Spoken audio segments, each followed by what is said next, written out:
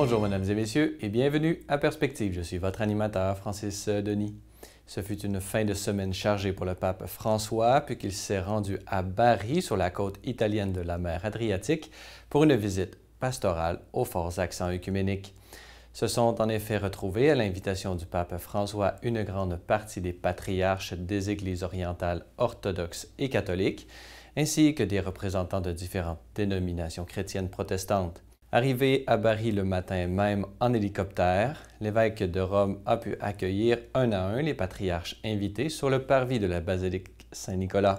Après cette brève rencontre initiale, les évêques se sont ensuite dirigés à l'intérieur de la crypte pour y vénérer les reliques de ce saint mort au 5e siècle et qui, de par sa grande popularité, fait aujourd'hui état de signe d'unité. En effet, la vénération de Saint-Nicolas sillonne les mers et traverse les frontières entre les églises.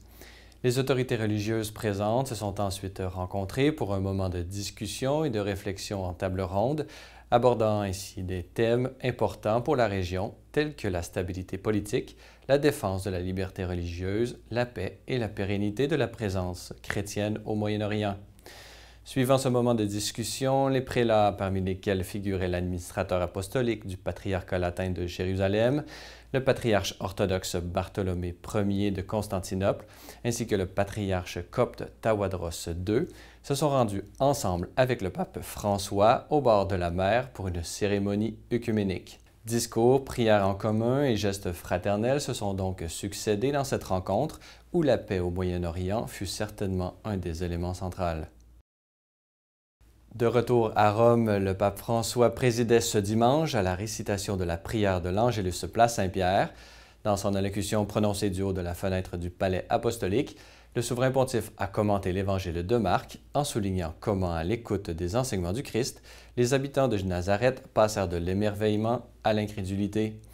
La grâce de Dieu se présente souvent de manière surprenante et ne correspond pas toujours à nos attentes. Elle devient même parfois cause de scandale à toutes les époques, même aujourd'hui. Ainsi, selon le pape, nous devons donc adhérer pleinement à la personne de Jésus afin de dissoudre en chacun de nous la dureté de cœur et l'étroitesse des esprits.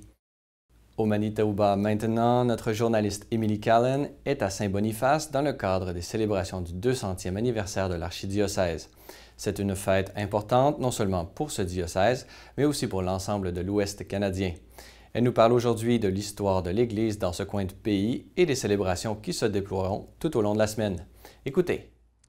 Derrière moi, vous voyez la cathédrale de Saint-Boniface, ou ce qui reste de l'ancienne cathédrale qui a pris feu en 1968.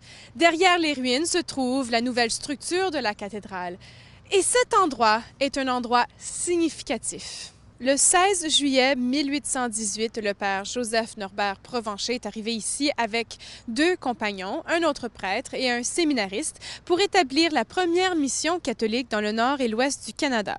Provencher a quelques années plus tard été nommé évêque pour la colonie de la Rivière-Rouge, telle qu'elle était connue à l'époque, avant de devenir le diocèse de Saint-Boniface en 1847. Et c'est précisément ce que nous allons célébrer le week-end prochain, l'arrivée des premiers missionnaires à Saint-Boniface. Le pape François a même nommé le cardinal Gérald Cyprien Lacroix, qui est archevêque de Québec et primat au Canada, comme son envoyé spécial pour souligner ces 200 ans d'histoire. Il donnera d'ailleurs une conférence samedi prochain intitulée « Marchant sur les épaules des géants » à l'Université de Saint-Boniface. Et dimanche, il célébrera la messe avec Monseigneur Albert Lagatte, archevêque de Saint-Boniface.